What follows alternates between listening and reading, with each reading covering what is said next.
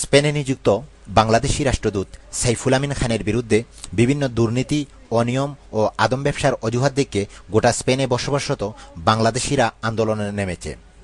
রাষ্ট্রদূতের অপসারণের দাবিতে স্পেনের সর্বত্র বাংলাদেশি কমিউনিটিতে মিছিল মিটিং অব্যাহত রয়েছে। রোববার বিকেলে স্পেনের মাদ্রিদে সর্বদলীয় সংগ্রাম পরিষদের ব্যানারে রাষ্ট্রদূতের অপসারণের দাবিতে প্রতিবাদ সভা, মিছিল ও মানববন্ধন অনুষ্ঠিত হয়েছে।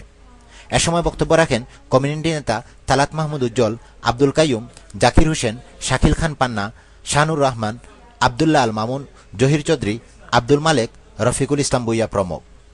আন্দোলনকারীরা রাষ্ট্রদূত সাইফুল আমিন খানের বিরুদ্ধে মানব পাচার, রাষ্ট্রীয় অনুষ্ঠানের নামে চাঁদাবাজি এবং নিয়মবহির্ভূতভাবে প্রবাসী কল্যাণ তহবিল তসরুপ সহ বিভিন্ন দুর্নীতির অভিযোগ তুলেছে। সম্প্রতি স্পেনের বার্সেলোনায় বসবাসরত বাংলাদেশিরা রাষ্ট্রদূতের অপসারণের দাবিতে বিক্ষোভ প্রদর্শন করে। এই ধরনের দুর্নীতিবাজ, জাতির কলঙ্ক ডক্টর সাইফুল আমিন খান, তাকে ডক্টর বলা উচিত নয়, সাইফুল আমিন খানকে অতি বিলম্বে এই স্পেন থেকে উৎখাত করা উচিত।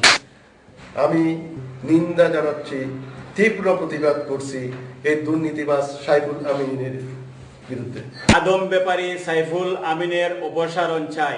সে এখানে আদম ব্যবসা করবে, বাংলাদেশ থেকে লোক নিয়ে আসবে এবং এমবাসির লোকজন রাস্তায় রাস্তায় চাকরি খুঁজবে।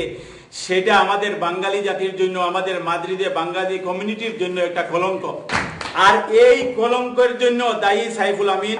আমাকে সবাই সামনে পাইবেন, তাকে এমবিসি থেকে গায়ে ধরে বাইরে করে, এটা এখানে কোন জায়গা না, এইটা কোন আদম ব্যবসায় জায়গা না, এখানে একটা বালকের স্থান।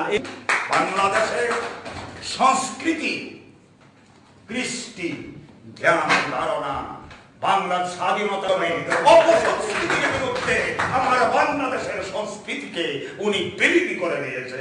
কাজেই আমি মনে করি সে বাংলাদেশিদের জাতীয় শত্রু। এই ধরনের এমবেসিকে অনতি বিলম্বে এখান থেকে ট্রান্সফার করা উচিত। বাংলাদেশের ভাব মর্যাদা, মান ইজ্জত সে ভুলণ্ঠিত করছে। 15 দিনের মধ্যে আপনি তাকে অপসারণ করে এখান থেকে নিয়ে নতুন একজন পাঠান। আর যদি না পাঠান তাহলে 15 দিনের পরে বৃহত্তর সমাবেশ করে সারা স্পেনে এই অ্যাম্বাসেডরকে বাংলাদেশিরা অবাঞ্ছিত করবে। Nurul Wahid, channel S news, Madrid, Spain.